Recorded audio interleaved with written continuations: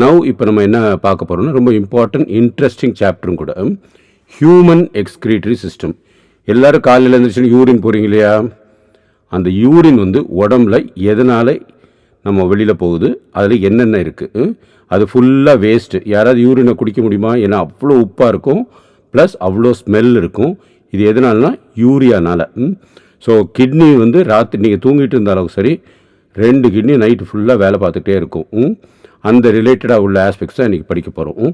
Excretory systems consist of pair of kidneys. 2 kidney இருக்கும், 2 ureter, 1 urinary by, 1 urethra. இது எல்லாம் சேர்ந்து ஹியூமன் எக்ஸ்கிரீட்டரி சிஸ்டம். கிட்னி என்ன colour இருக்கும்?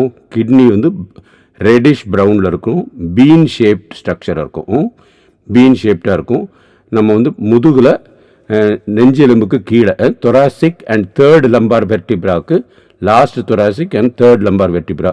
They are close to the dorsal inner wall of the abdominal cavity. Each kidney of the adult human measures 10 to 12 centimeters lengthல, 5 to 7 centimeters widthல, 2 to 3 centimeters thick. Normal average வந்து about 120 to 170 grams. மேலுக்கு 150 gram ஆவரேஜாக இருக்கும், விமனுக்கு 135 gram ஆவரேஜாக இருக்கும், கொஞ்சம் சின்னதாக இருக்கும். Kidneys are mesodermal in origin. They develop from the mesodermal nephrostomes or the mesomeres, அதாவது சிலியேட்டட் ஸ்ட்ரக்சர்ஸ் ஃபங்க்ஷனல் இந்த எம்ப்ரியானிக் கண்டிஷன். அதில் இருந்தால் கிட்னி டெவலப் ஆகுது. இப்போ பொசிஷன் ஆஃப் த கிட்னி பார்ப்போம். கிட்னி எங்கே இருக்குன்னா, kidneys are located below the diaphragm. Diaphragm தான் தொராக்ஸுக்கும் அப்டமனுக்கும் செக்ரேட் பண்ணுறது. அது நடுவில் இருக்கிற மஸ்குலர் வால் தான் டயஃப்ரம். ஆன் த லெஃப்ட் சைட்லையும் ரைட் சைட்லையும். The kidney, right kidney is lower, smaller than the left kidney because liver takes up much of the space. Liver இருக்கிறனால வந்து ரைட் கிட்னி வந்து ஸ்மாலராக இருக்கும், லெஃப்ட் சைடில் பெருசாக இருக்கும். லெஃப்டில் ஸ்ப்ளீன் மாத்திரம்தான் இருக்கும். ஸோ லெஃப்ட் கிட்னி வந்து கொஞ்சம் பெருசாக இருக்கும். Structure of the kidney. Structure of the kidney can be studied well under the 2 heads.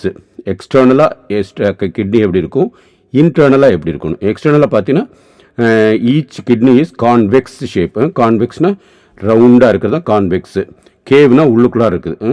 அப்புறம் inner concave surface has a notch called hilum. அதுக்கு உள்ளுக்குள்ளார வந்து கான்கேவாக இருக்கிறது. The supply of the blood occurs through hilum. அயோட்டாலேருந்து renal artery வந்து பிரிஞ்சு அது வந்து கிட்னிக்குள்ளே போகிறது. அப்புறம் இதெல்லாம் கலெக்ட் ஆகி ரீனல் வெயின் வழியாக இன்ஃபீரியர் வேன கேவாக்கு போகும். இதான் வந்து அதோட பிளட் சப்ளையோட இது. If we look from the outside to inside 3 layers occurs.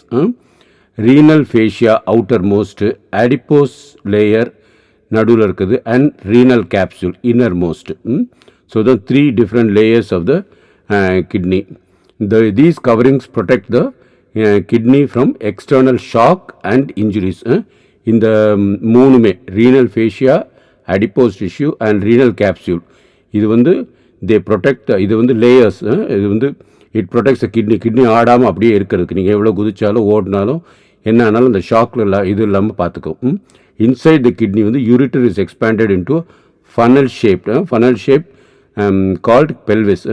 The free end of the pelvis has number of cups, small cup like cavity, and they are called as major calyces, CALYCES, calyces. இதை வச்சு நிறைய பார்ப்போம். And minor கேலிசஸ் படத்தில் பார்க்கும்போது, படத்தில் இதுதான் வந்து major கேலிசஸ், minor கேலிசஸ். நடுவில் உள்ளுக்குள்ளாருக்கு வந்து medulla projects into the calyces as the conical process called as renal pyramids or medullary pyramids. So the renal pyramids or medullary pyramids. The tip of the pyramids are called as the renal papillae. The cortex spreads in between medullary pyramids as renal column called as the column of Bertini. Column of BERTINE, column of Bertini. அப்புறம் மைக்ரோஸ்கோப்பிக்காக எப்படி இருக்குன்னு பார்க்கணும். மைக்ரோஸ்கோப்பிக்காக பார்க்குறது தான் அதோட unit வந்து it is called as nephrons. NEPHRON, nephrons. Each kidney is compose of numerous nephrons. ஒரு கிட்னியில் 1 million நெஃப்ரான்ஸ் இருக்கும். 1 million 10 லட்சம். ஸோ 10 லட்சம் நெஃப்ரான்ஸ் லெஃப்ட் சைடில், 10 லட்சம் நெஃப்ரான்ஸ் ரைட் சைடில் இருக்கிறோம். They are complex tubular structure, அப்படி டியூப் மாதிரி இருக்கும் ஃபுல்லாக. நான் அந்த படத்தில் நெக்ஸ்ட் படத்தில் உங்களுக்கு பார்ப்பீங்க. They are the functional unit of the kidney, அதான் ஒரு சின்ன குட்டி யூனிட் அது. ஸ்ட்ரக்சர் ஆஃப் த நெஃப்ரான் வந்து ஆர் uriniferous tubules வந்து each nephron consists of 2 pairs of Malpighian body or the renal corpuscles and the renal tubules. So renal corpuscles, renal tubules. So corpuscles இருக்கும், அதிலிருந்து tubules வரும். Malpighian body or the renal corpuscles வந்து glomerulus along with the Bowman capsule. glomerulus-னா என்னன்னு இப்போ பார்ப்போம். glomerulus வெறும் இந்த renal artery வர blood இதுவாகி அது வந்து அடுத்த இதில் போகிறது தான், அது அப்படியே ரவுண்டாக இதுவாக இருக்கும். So glomerulus along with the Bowman capsule is called as the Malpighian body or renal corpuscles, which filters out the large solutes from the blood and delivers small solutes to the renal tubules for modification. So இந்த பிக்சரில் பார்த்தீங்கன்னா உங்களுக்கு தெரியும், glomerulus வந்து வெறும் அந்த blood வரது, அந்த afferent arterioles, efferent arterioles, இதுதான் வந்து glomerulus. அந்த சுற்றி இருக்கிற அந்த கேப்சூல் பேர் பவுமன்ஸ் கேப்சூல். இது ரெண்டும் சேர்த்து தான் மால்பீஜியன் பாடி, அதை தான் ரீனல் கார்பசல்ஸுங்கிறோம். ரெட் பிளட் கார்பசல்ஸ் மாதிரி இது வந்து renal corpuscles. It is the tuft of thin-walled capillaries formed by branching of the afferent arterioles, a fine branch of renal artery. And the afferent arteries is short, wide and supplies blood to the glomerulus, while the efferent arterioles is narrow and long, carrying blood away from the glomerulus. So அஃபரண்ட்னா அவன் வெளியிலேருந்து உள்ளுக்குள்ளார போகிறது அஃபரண்ட்டு, efferent வந்து உள்ளேருந்து வெளியில் போகிறது. So இது ரெண்டுக்கும் உள்ள என்ன டிஃப்ரென்ஸ்னு பார்ப்போம். அஃபரண்ட் வந்து these are fine branches of renal artery which enters in each kidney and arises from dorsal aorta. Renal artery வந்து எங்கேருந்து வருது? அயோட்டாலேருந்து வருது. எஃபரண்ட் ஆர்டரிஸ் வந்து அந்த இதிலேருந்து வெயினாக கன்வெர்ட் ஆகும். These are the fine branches of renal vein which leaves the kidney and joins the inferior vena cava. அப்புறம் afferent arterioles வந்து they bring arterial blood to renal corpuscles. இது பாடியில் இருக்கிற blood வந்து renal corpusclesக்கு வருது. Its diameter is more. The blood flow in it is rich in waste products. அது அப்படியே எஃபரண்ட்டில் அது அப்படியே opposite. They carry venous blood away from the renal corpuscles. இதில் வேஸ்ட் ப்ராடக்ட் புவராக இருக்கும், கம்மியாக இருக்கும். வெயின்லன்னா நம்ம யூஸ்வலாக வந்து வேஸ்ட் ப்ராடக்ட் ஜாஸ்தி இருக்குன்னு சொல்லுவோம் இல்லையா. ரீனல் அஃபரண்ட் ஆர்டரியோஸ் வந்து ஜாஸ்தி இருக்கும். ரீனல் வெயினில் வந்து இந்த எஃபரண்ட் ஆர்டரியில் கம்மியாக இருக்கும். பவுமன் கேப்சூல்ஸ்னால் என்ன பார்ப்போம். It is a double walled cup like structure that surrounds the glomerulus. The outer parietal wall of glomerulus is composed of flattened squamous cell and the inner visceral wall is composed of special types of flattened cell called as podocyst. இந்த பிக்சரில் பார்த்தீங்கன்னா தெரியும். பிக்சரில் நான் வந்து க்ளீனாக போட்டிருக்கேன் பார்த்தீங்களா ஸ்லைடில் அது. ஸோ அதை பார்க்கும்போது உங்களுக்கு க்ளீனாக சொல்கிறேன், ஒவ்வொன்றா அதை எக்ஸ்பிளைன் பண்ணுறேன் உங்களுக்கு. ஸோ இப்போ வந்து ரீனல் டிபியூல்ஸ் வந்து 2 விதமான ரீனல் டிபியூல்ஸ் இருக்கும், இல்லை 4 விதமான டிபியூல்ஸ் இருக்கும். ஒன்று வந்து ப்ராக்சிமல் கன்வல்யூட்டிவ் டிபியூல்ஸ். ஸோ இந்த பவுமன் கேப்சூலேருந்து வர ஃபஸ்ட்டு வந்து ப்ராக்சிமல் கன்வல்யூட்டிவ் டிபியூல்ஸ். அது அப்புறம் நீளமாக ஹென்லீஸ் லூப் வரும். ஹென்லீஸ் லூப் வந்து கார்டெக்ஸ்லேருந்து மெடுலாக்கிட்ட போய் திருப்பி வெளியில் வரும். அதுக்கு அடுத்தது டிஸ்டல் கன்வல்யூட்டிவ் டிபியூல். ப்ராக்சிமல் வந்து பவுமன்ஸ் கிட்ட இருக்குது ப்ராக்சிமல், தூரமாக இருக்குது டிஸ்டல் வந்து அதுக்கு அடுத்து வருது. இது எல்லாத்தையும் கலெக்ட் பண்ணுறது கலெக்டிங் டிபியூல்ஸ். ஸோ இது நாளை பற்றி மேலாப்பில் பார்த்துருவோம். Behind the neck it makes few coils and restricted to the cortical region of the kidney. Proximal convolutive tubule வந்து மெயினாக கார்டெக்ஸில் தான் இருக்கும். கார்டெக்ஸ் எங்கே? இது கிட்னியில் இருக்கிற வெளிப்பாகம். மெடுலாங்கிறது உள் பாகம். அப்புறம் ரெண்டாவது வந்து Henle's loop is quite narrower and U shaped. Hairpin மாதிரி இப்படியே வந்து அப்படியே வெளியில் போகும். ஸோ அந்த யூ ஷேப்டு அப்படி ஒட்டிக்கிட்டு இருக்கும். Having a descending limb that ends into the medulla and an ascending limb that extends back from medulla into the cortex. So கார்டெக்ஸ்லேருந்து மெடுலாவுக்கு போயிட்டு மெடுலாலேருந்து மேலே திருப்பி வந்து கார்டெக்ஸ்க்கு வந்துடும். ஸோ ரெண்டுக்கும் என்ன டிஃப்ரென்ஸு? டிசெண்டிங் லிம்முக்கும் அசெண்டிங் லிம்முக்கும். டிசெண்டிங் லிம் வந்து டைரக்ஷன் வந்து ஃப்ளூயிட் ஃப்ளோ இஸ் இந்த டவுன்வர்ட் டைரக்ஷனு. அசெண்டிங் இதில் வந்து அப்வர்ட் டைரக்ஷனாக இருக்கும். அசெண்டிங்கிறது அப்வர்டு அப்படி வச்சுக்கலாம். பெர்மியபிள் டு வாட்டர் டிசெண்டிங் லம்பில், அசெண்டிங்கில் வந்து பெர்மியபிள் டு வாட்டர், டிசெண்டிங் வந்து வெரி தின்னாக இருக்கும், அசெண்டிங் வந்து திக்காக இருக்கும். அப்புறம் நெக்ஸ்ட் வந்து distal convoluted tubule is thicker and is highly coiled structure situated in the cortex like the proximal tubules. Coils of both convoluted tubules are intermingled. So ரெண்டு சேர்ந்து கலந்தா இது மாதிரி தான் இருக்கும். பட் டிஸ்டல் கன்வல்யூட்டட் டியூபியூல் வந்து திக்கராக இருக்கும், ஹைலி காயில்டு, கம்ப்ளீட்டாக சிக்கு இருக்கிற மாதிரி இருக்கும் பார்க்கும்போது. கலெக்டிங் டியூபியூல்ஸ் வந்து the last part of the nephron is called collecting or straight tubules which is lined by cuboidal cells. இந்த cuboidal cells ஞாபகம் வச்சுக்கணும்.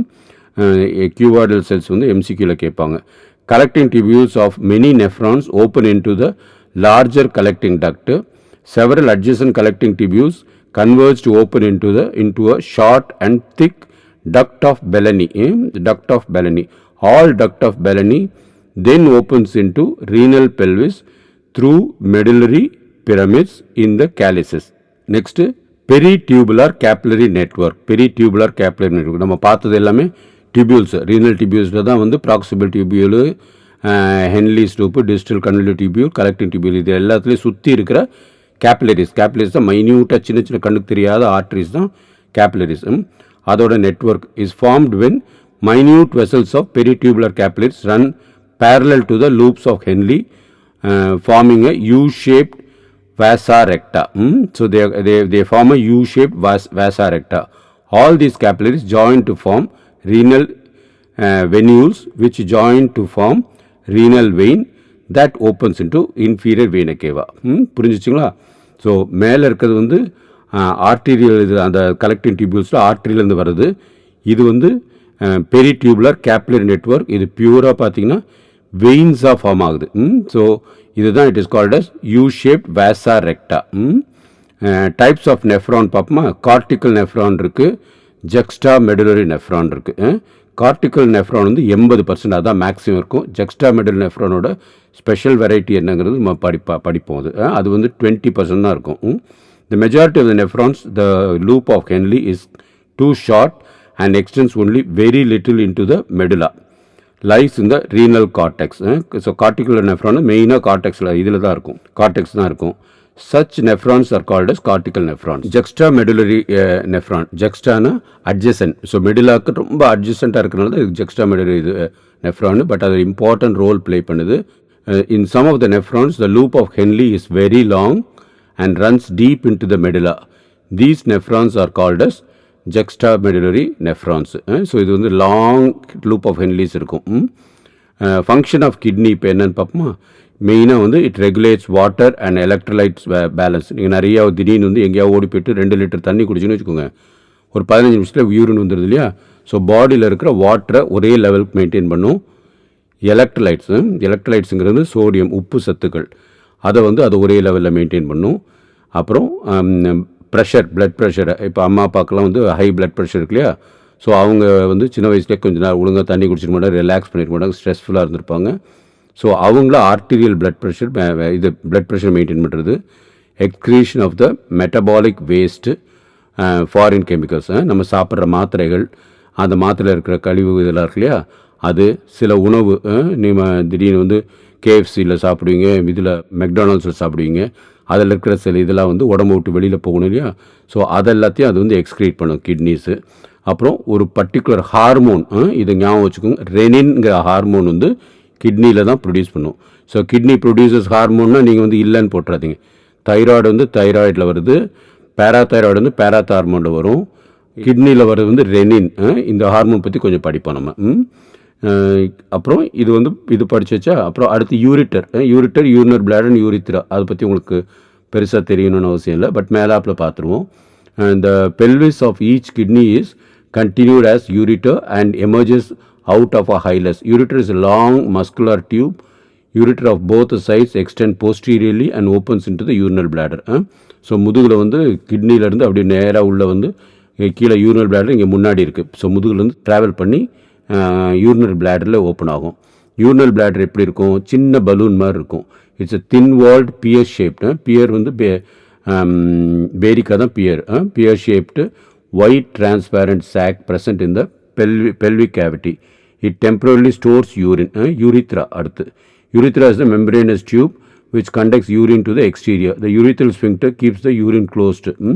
urethral sphincter இல்லைன்னா என்ன ஆகும், அது பாட்டு யூரின் போய்கிட்டே இருக்கும். சின்ன குழந்தைகள் பார்த்தீங்கன்னு வச்சுக்கோங்க, அது அப்பப்போ டக்கு அங்கங்கே யூரின் போகும். ஸோ அதோட யூரித்ரல் ஸ்பிங்க்டர் வந்து ஸ்ட்ராங்காக டெவலப் ஆகிருக்காது. ஒரு 2 வயசு 3 வயசு வரைக்கும் அதுக்கப்புறம் வந்து அது நல்லா வந்துடும். அதுக்கப்புறம் குழந்தைகள் வந்து அவங்களுக்கு அந்த கண்ட்ரோல் வந்துடும். அப்படி இருந்தாலும் சில குழந்தைகள் வந்து 10 வயசு 12 வயசு வரைக்கும் கூட பெட்லேயே யூரின் போவாங்க. அதுக்கு it is called as bed wetting. உங்களையும் நிறைய பேர் பண்ணியிருப்பீங்க. அதனால் உங்களுக்கு கொஞ்சம் சோகமாக இருக்கும். But that is normal. அது கொஞ்சம் கொஞ்சமாக தான் பாடி வந்து உங்களை வந்து பெரிய ஆளாக்கியிருக்கும்.